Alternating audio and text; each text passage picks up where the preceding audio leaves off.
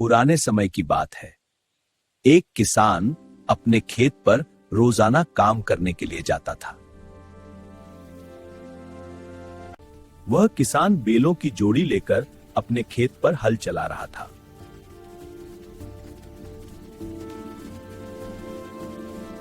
उस किसान ने अपने पूरे खेत के अंदर बैलों की सहायता से निकासी कर दी। अब उस खेत के चारों ओर का किनारा बच गया था, जहां हल नहीं पहुंच रहा था। अब किसान उस खेत के जो चारों ओर बचे हुए थे, उस खेत के निवासी कुदाली लेकर खोदने लगे हैं। अब जब किसान चौथे कोने को कुदाली से खोदने लगता है, तो किसान को उस कोने में दिमक की एक छोटी सी बांबी दिखाई देती है।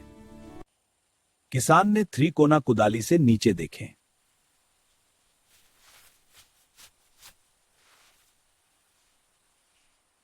वो किसान उस बम्बी को खोदने लगता है।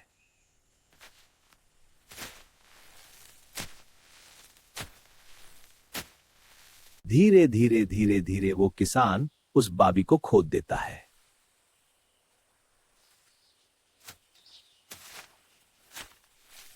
और वह बनबी खोदने के बाद उस बाबी से सांप के 2 टुकड़े कर देता है।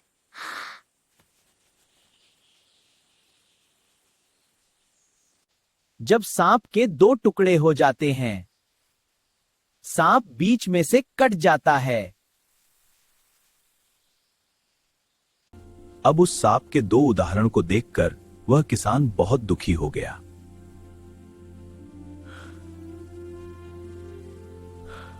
और देखने लगा कि आज से बहुत बड़ा अपराध हुआ है।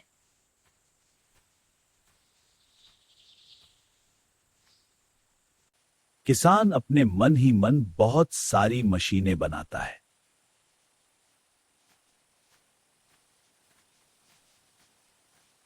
जब किसान उस सांप के चित्रण को दूर करता है और ध्यान केंद्रित करता है,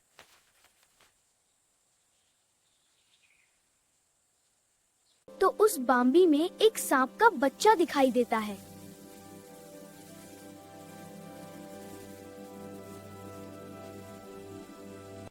यह देखकर वह किसान और भी बहुत दुखी हो जाता है।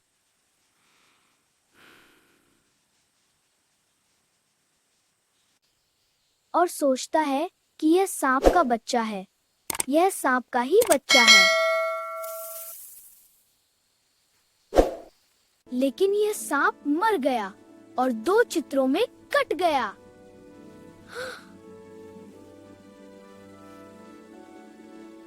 अब ये है सांप का बच्चा पालन पोषण कौन चाहता है।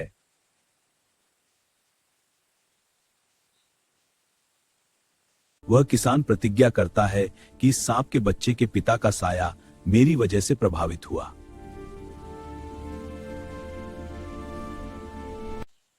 इसलिए मैं प्रतिज्ञा करता हूं कि इस सांप के बच्चे को मैं अपने बच्चे की तरह ही पोषण दूंगा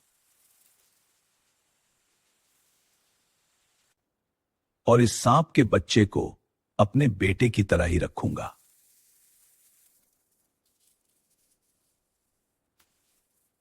यह इशारा वो किसान उस सांप के बच्चे को अपने घर ले आता है।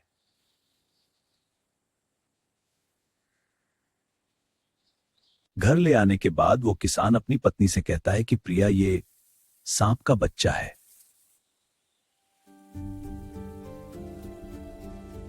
और इसके पिता ने मेरे हाथ से वार किया है।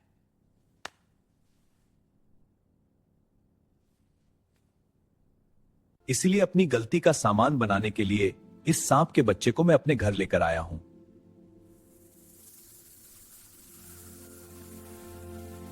और उसका पालन पोषण करता हूं। हम अपने बेटे के साथ मिलेंगे।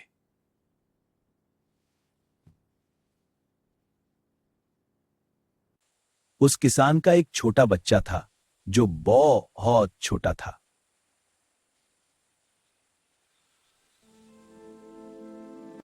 किसान की पत्नी से भी किसान की बात मन में है।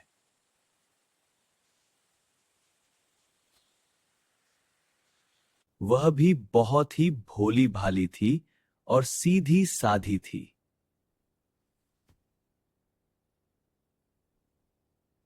जैसे कि किसान का मामला है, किसान की पत्नी की योजना है।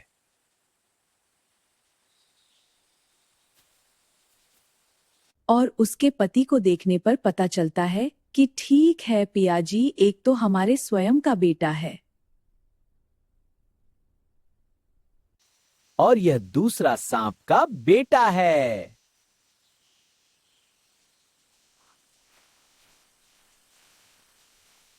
इस सांप के बेटे को भी हम अपने बेटे की गर्लफ्रेंड से प्यार करेंगे।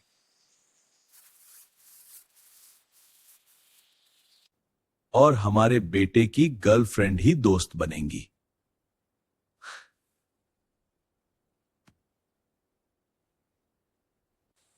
जिस किसान के हाथ का सांप मर गया था।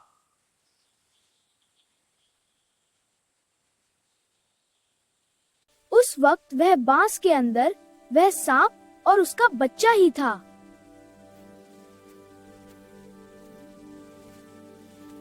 नागिन उस बेबी के अंदर नहीं थी।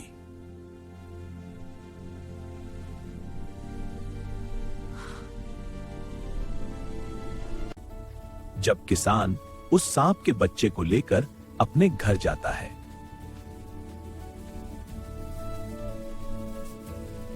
तो पीछे से वह नागिन उस बच्चे पर आती है और बनाती है उसका पति सांप 2 टुकड़ों में कटा हुआ है और मरा पड़ा है। यह देखकर वह नागिन बहुत दुखी होती है और विलाप करने लगती है।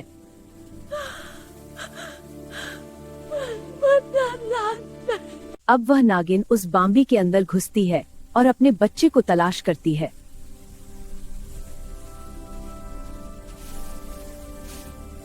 परंतु उस नागिन को उसका बच्चा वहां पर नहीं मिलता है।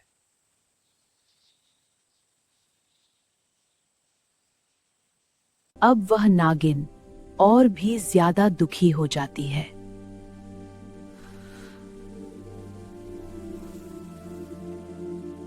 बहुत रोती है और विलाप करती है क्योंकि अब उस नागिन का पूरा परिवार ही उजड़ गया था।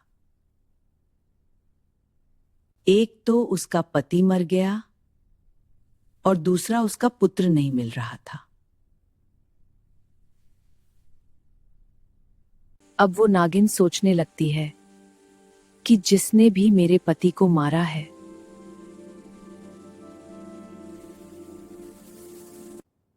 उसी ने ही शायद मेरे पुत्र को मार दिया होगा।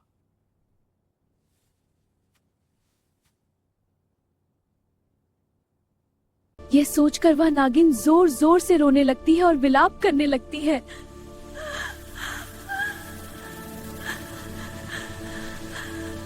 लेकिन ना तो उसका पति जीवित होता है और ना ही उसका पुत्र मिल पाता है। अंत में नागिन भी एक प्रतिज्ञा लेती है।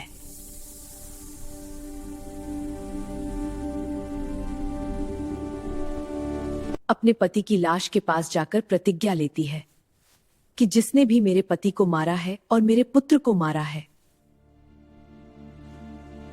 उसका भी मैं वंश खत्म कर दूंगी और एक को भी नहीं छोड़ूंगी।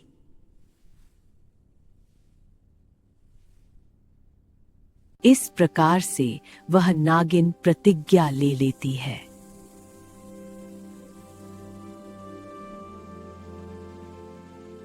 अब वह नागिन इस तलाश में लग जाती है कि मेरे पुत्र और मेरे पति का हत्यारा कौन है। उसका कातिल कौन है?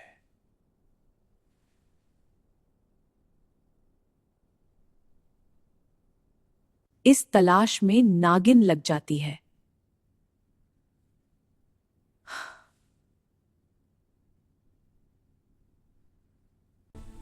दूसरे दिन फिर से किसान अपने खेत में जाता है और बची हुई जमीन को कुदाली से खोदने लग जाता है। अब जैसे ही वह किसान खेत में पहुंचता है और जमीन को उसी कुदाली से खोदने लग जाता है,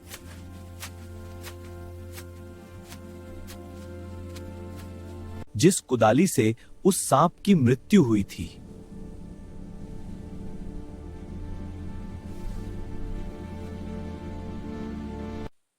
उस कुदाली पर सांप का खून लगा हुआ था।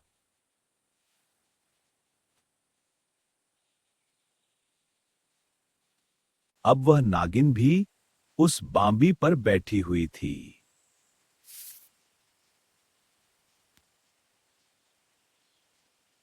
अपने पति की लाश के आसपास ही घूम रही थी।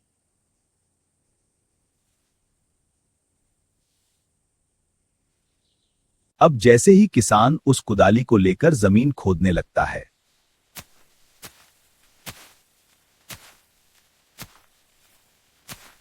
तो उस नागिन की नजर उस कुदाली पर चली जाती है।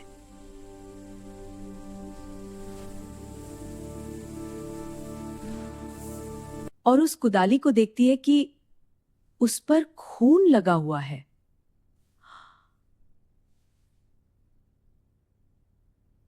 कुदाली पर लगे हुए खून को देखकर नागिन सोचने लगती है,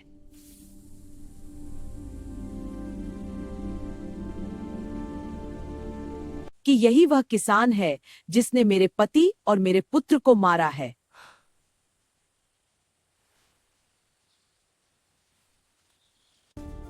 अब नागिन को यह पता चल जाता है कि उसके पुत्र और पति का कातिल कौन है। अब नागिन अपनी प्रतिज्ञा पूरी करने के लिए लग जाती है।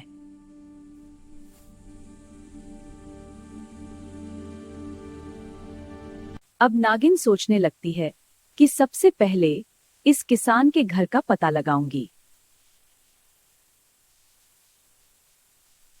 उसके बाद यह पता लगाऊंगी कि इसके परिवार में कुल कितने सदस्य हैं।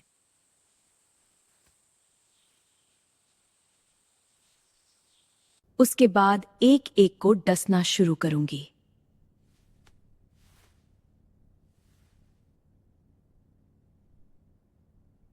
अब जैसे ही वह किसान शाम के वक्त खेत से काम बंद करके अपने घर की तरफ लौटता है, अपने घर की ओर जाता है, तो उस किसान के पीछे पीछे वो नागिन भी किसान के घर की तरफ रवाना हो जाती है। अब जैसे ही वह किसान अपने घर के अंदर जाता है,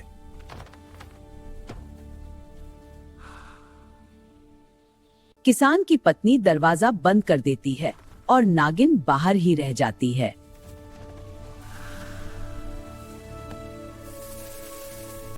अब नागिन किसान के घर के अंदर प्रवेश करने के लिए जगह ढूंढती है।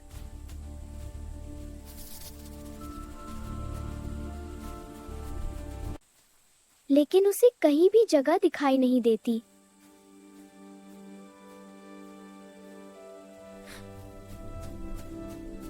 अब नागिन पास में पड़े कचरे में बैठ जाती है और इंतजार करती है कि किसान कब अपने घर के दरवाजे को खोलेगा और कब मैं इसके घर के अंदर प्रवेश करूंगी।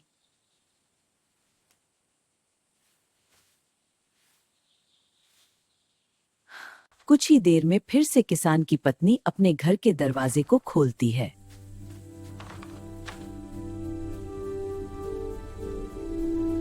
और कुछ काम के लिए घर से बाहर चली जाती है।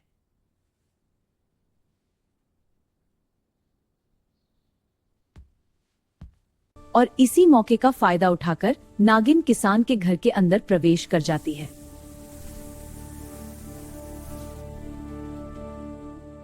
अब जैसे ही नागिन किसान के घर के अंदर प्रवेश करती है,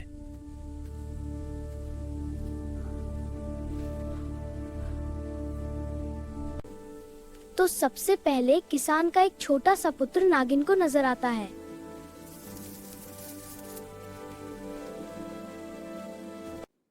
जो कि पालने में झूल रहा था।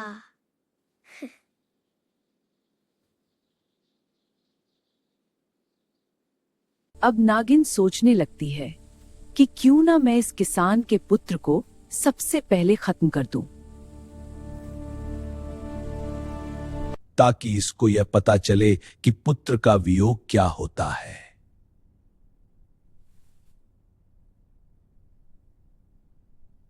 किसान देखता है कि कोई सांप मेरे घर से निकल रहा है।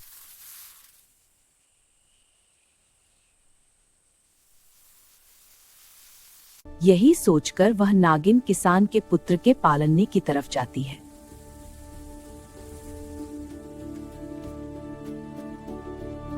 और पालने पर चढ़कर किसान के पुत्र को डस जाती है।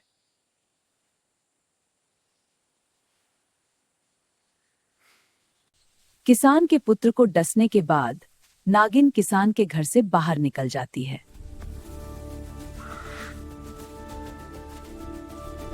अब जैसे ही नागिन किसान के घर से बाहर निकलती है तो किसान की नजर उस नागिन पर पड़ जाती है। यह देखकर किसान अपने मन में सोचने लगता है कि मेरे हाथ से जिस सांप की मृत्यु हुई था यह उसी की नागिन है। और ये मेरे घर तक आ गई है।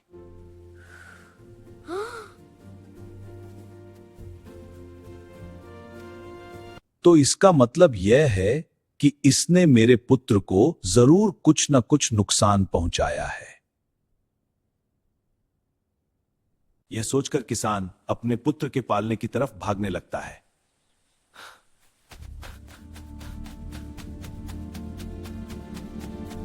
तभी किसान की पत्नी भी आ जाती है और वह भी उस नागिन को अपने घर से बाहर निकलते हुए देख लेती है। किसान की पत्नी भी सोचने लग जाती है कि इस नागिन ने जरूर मेरे पुत्र को कुछ न कुछ नुकसान पहुंचाया होगा। किसान की पत्नी भी अपने घर के अंदर अपने बच्चे के पालने की तरफ दौड़ती है।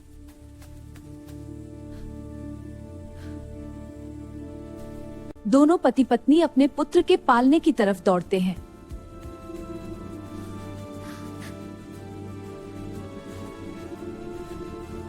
और अपने पुत्र को जाकर देखते हैं कि उनके पुत्र को नागिन ने डस रखा है। दोनों पति पत्नी जोर जोर से रोने लगते हैं और विलाप करने लगते हैं।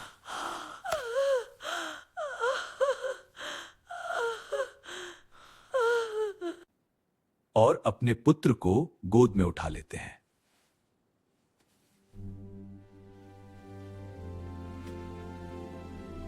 और इधर उधर भागने की कोशिश करते हैं और सोचने लगते हैं कि किसी वैद्य से इसका इलाज करवा लें।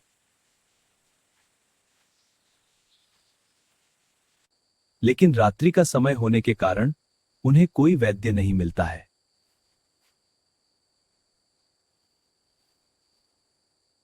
और ना आसपास में कोई हॉस्पिटल था।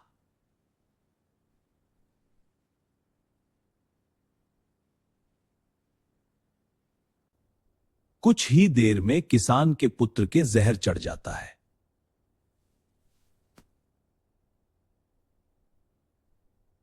और किसान का छोटा सा पुत्र धीरे धीरे दम तोड़ देता है।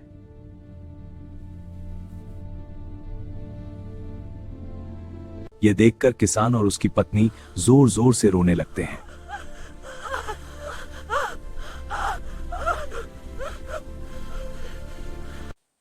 किसान अपनी पत्नी से कहता है,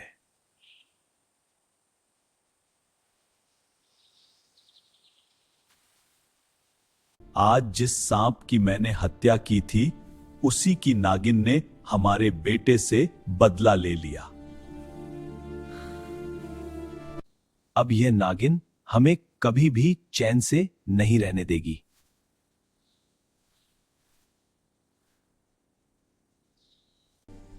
इसलिए हमें इस नागिन से सावधान रहना होगा।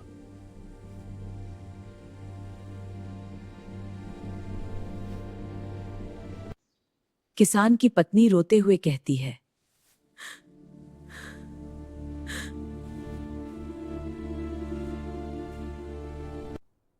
हमारा तो सब कुछ खत्म हो गया।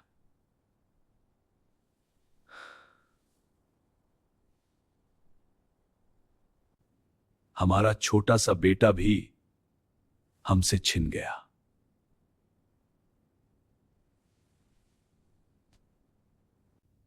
और अब हमें इस दुख के साथ ही अपनी जिंदगी बितानी होगी।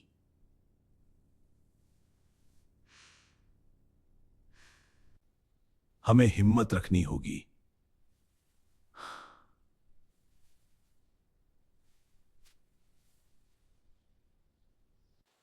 जो होना था वह हो चुका है।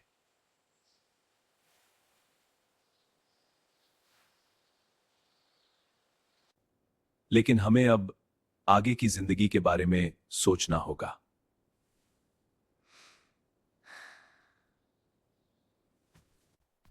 हमें इस नागिन से सावधान रहकर अपने घर की रक्षा करनी होगी।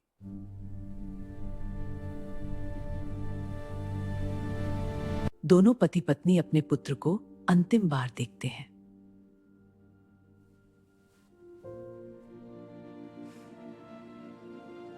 और आंखों में आंसू लिए भगवान से प्रार्थना करने लगते हैं।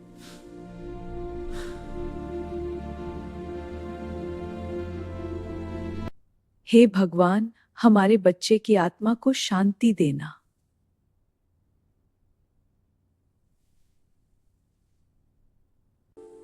और हमें इस दुख को सहने की शक्ति देना।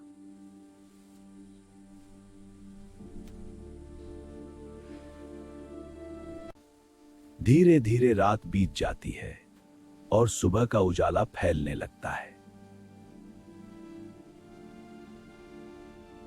लेकिन किसान और उसकी पत्नी के जीवन में हमेशा के लिए अंधेरा छा चुका था।